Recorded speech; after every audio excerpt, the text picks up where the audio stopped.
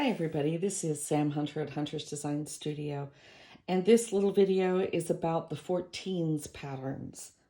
Each of these patterns uses 14 fat quarters and a little bit for this inner outer border, a little bit extra, and obviously the border is optional. You can see here that we took it off of this one. So what do you need to know about them? They're very fast. They're really great gifts. They are snuggle-sized, big generous snuggle at about 54 by 68, depending whether or not you put that border on there. They take 14 fat quarters. If you want to, you can use 15 or 16 fat quarters, and then you have a few extra pieces so that when you're laying it out, you can maintain your variation and keep things from butting up next to each other when you don't want them to. Faster 14 is the fastest one of the bunch. These big HSTs are made with the cut large, sew together, trim back to exact size method. In fact, the HSTs in this pattern, turning 14, 14 hugs and kisses, and falling 14 are all made the same way. If you find trimming back painful and you want the fastest quilt here, I would say do 14 squared. It's all squares and rectangles.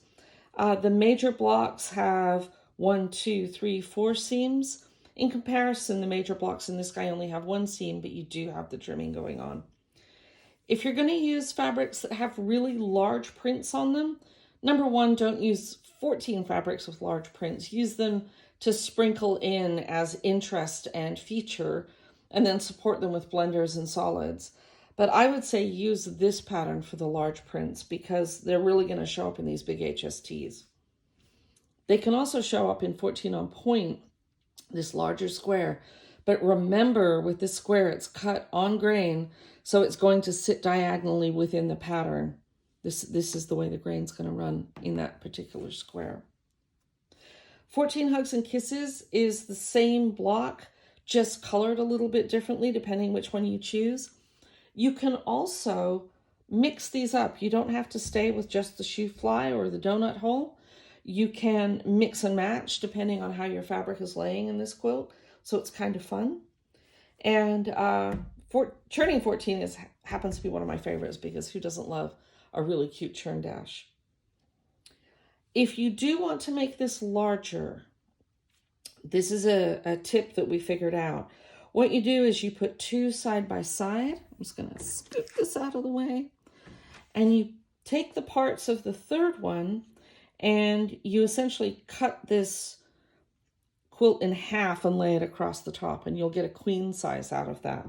So you make the pattern 3 times and then mix and match it like this. We've actually done it, and it works out pretty well. So these are some of my favorite patterns. Obviously, I keep coming back to this. Fastest, easiest, and the one that you can mix up the most. If you have any other questions, get a hold of me. Either ask questions below this video or catch me through the contact page on Hunter's Design Studio, and I'll see you soon.